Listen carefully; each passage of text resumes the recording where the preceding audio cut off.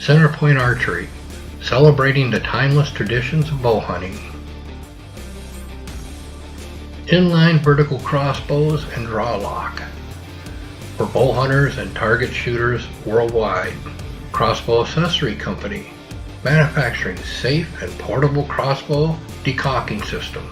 And Taiwee, live your passion, Taiwee. Raven Crossbows, relentless innovation, that's the Raven way. And Crossbow Hunters of Minnesota, aim true and hunt free.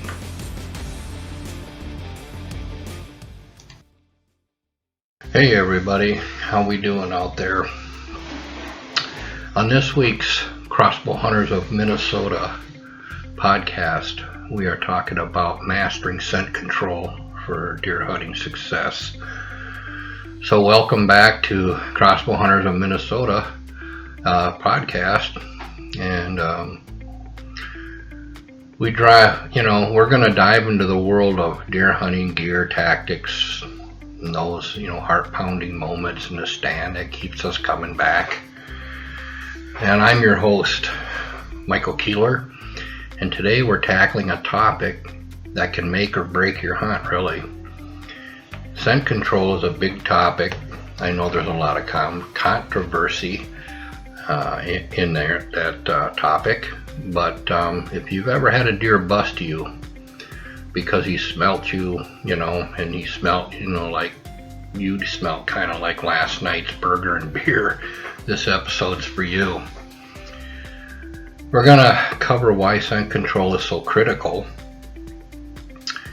and go into some strategies for keeping, your scent under wraps, and maybe a few mistakes that I've made along the way, and some awesome tips from our listeners too. So just sit back, grab yourself something to drink, and we'll get started. So why does scent control matter so much? Well, especially in deer hunting. Simple answer, deer have noses like supercomputers, man. I mean, studies show their sense of smell is about 1,000 times better than ours. They can pick up scent from a quarter mile away. If the wind's wrong from your stand, you're going to have problems. Now, a deer can smell your shampoo, your coffee, even the taco you ate in your truck. So, they'll smell it. I'll never forget on my first bow season, I thought I was real clever. I was spraying some dirt scent all over, sprayed all over my gear, and I'm sitting in my stand feeling like a pro. Not 20 minutes later, a doe comes in, downwind, snorts like I just insulted her, and bolts. Well, lesson learned. Cover scents don't fool deer. You have got to try to eliminate your scent as much as possible, not just masking it. And the biggest factor that you can do is know the wind direction. If you're not hunting with the wind in your favor, you're basically yelling, hey deer, I'm right over here. So let's talk about how to actually keep your scent in check. So scent control starts way before you hit the woods. So here are some, basic practices for you to follow. First, your clothes. Let's talk about that, because we all wear our hunting clothes, right? So I wash all my hunting gear in scent-free detergent. Now, I don't know what brand everybody's using out there. What I do is I use baking soda, and I toss them in there and I get them washed up. None of the floral stuff, that you use on like your gym socks. Keep your hunting clothes separate from your regular laundry and store them in some type of a sealed bag or container. I have a clothes bag I call it. It's a zipper, big zipper bag that I use. I believe it's probably made by, what's that company? Taiwi, one of our sponsors, but it works really great. I can throw stuff in there. I can zip it shut, and it keeps all the odors off of it. You know, you can use plastic totes that, you know, and scent control bags like I was just talking about, or, you know, what I like to do with that bag then too is I'll throw in some dirt wafers. These are wafers that smell like dirt. You can get them in different scents. I prefer the dirt wafers. You know, it's like marinating your camo in the woods when you do that. So I tend to stay with that. I feel that the deer probably would be more apt to accept that scent than, well, let's just say if you threw pine wafers in your clothes and there's no pine trees around you, it could smell foreign to them. So that's why I do it that way. Next is your body.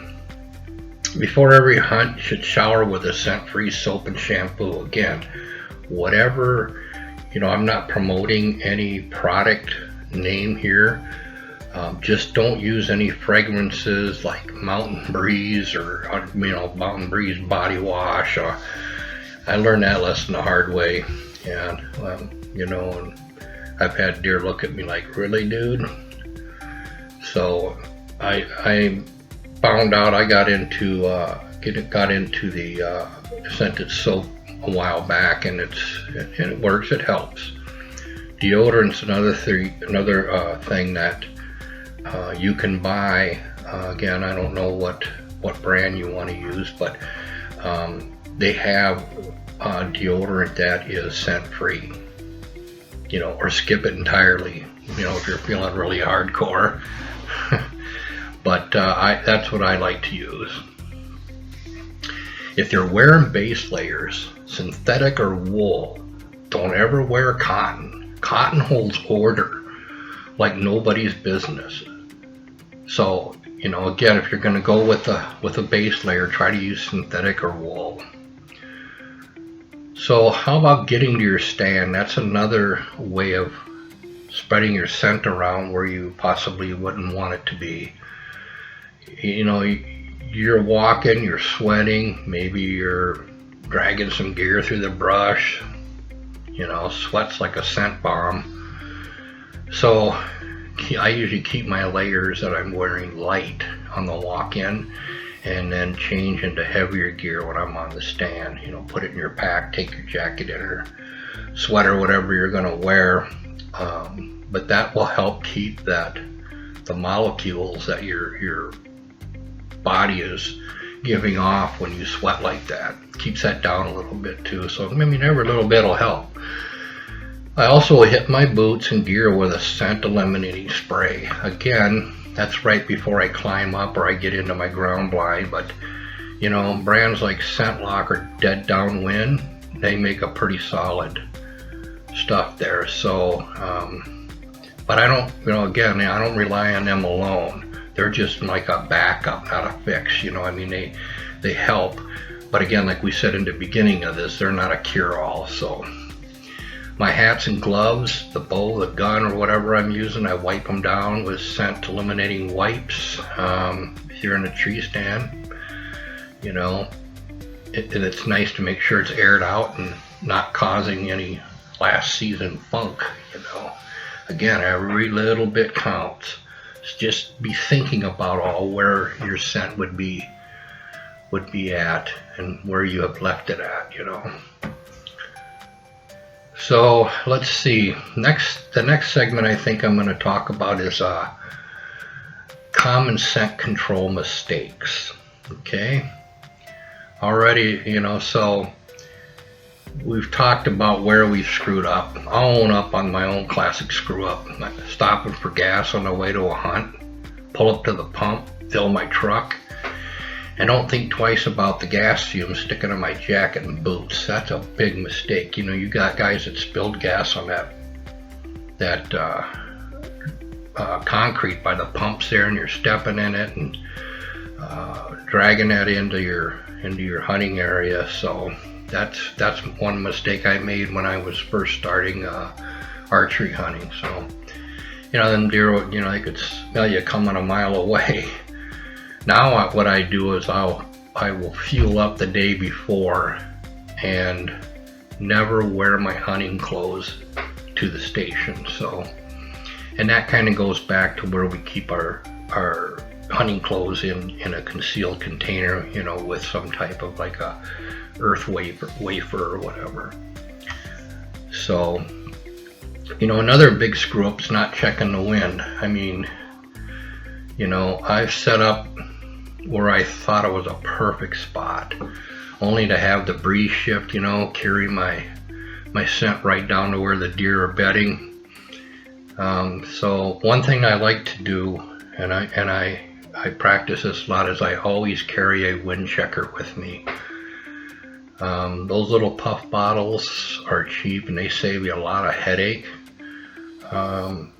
Again, I don't know whatever brand or what they're putting in them, but I like to use a silkweed as a wind checker. They seem to follow the wind in the thermals better, and of course they're free. I mean, you just go out in the field somewhere and pick those, and then you've got them for your wind indicator. Here's another mistake I see: storing gear in the wrong place. I had a buddy who kept his hunting bag next to his lawnmower in the garage. He hung it up there on the wall, but it was right above it. And his stand smelled like a hardware store. And he didn't see any deer, and tell him, keep your deer in a clean, or your gear in a clean, odor-free spot. I know it's hard to sometimes find that. But I think, you look around, you can find a closet or somewhere to store that. Another biggie is eating in your stand. I get it, man. You're hungry. It's been a long sit. But that big bag of jerky or energy bar, deer can smell it. They can smell it from a ways off, too. So you eat before you get to your spot and wash your hands after. Oh, and if you're a smoker or you vape, don't kid yourself. Deer can smell the cigarette or vape cloud. So quit or save it for after the hunt. That's just a personal thing there. So anyways, I put out a call to our group for their best scent control tips. And our members came through, so let's check out a few here. One of our members, Buck Chaser 22, he said that he buries his clothes in a bucket of dirt before my hunting spot for a week before the season. He said it keeps them scent free and blends with the environment. When I read that, I thought, wow, man, that's some next level, dedication right there.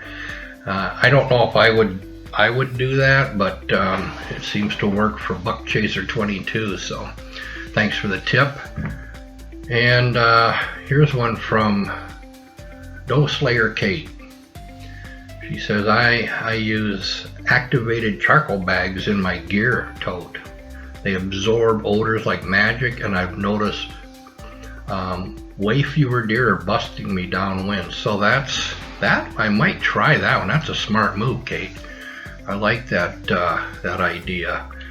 I'm not sure where you can pick up those charcoal bags, but I would think, guy out on Amazon and if I find them there, what I'll do is I'll put them on our gear page on our website, Crossbow Hunters of Minnesota. So then you guys can check them out. Another one, and finally from Hunt Hard 91, it says, he freeze your hunting clothes between hunts, kills bacteria and keeps odors from building up. I never thought of that one either. So that's different. So you guys, if you have any tips, find us at Crossbow Hunters of Minnesota on Facebook. YouTube or Spotify, and I'll share more in the future episodes. So that's yeah. Okay, so wrapping it up here, these would be probably my top takeaways. Scent control is all about preparation. You know, wash your clothes and your gear with scent-free products. Shower before your hunt. Store your stuff right, and always check the wind. You know, it's not about being perfect out there. Everybody knows we're not that, but it's about giving yourself that best shot at harvesting your game. You know, you want that. You put a lot of time and energy into this, and you want to be successful. This may be the edge that'll help push you over there. You know, so that's about it for this episode, Crossbow Hunters of Minnesota.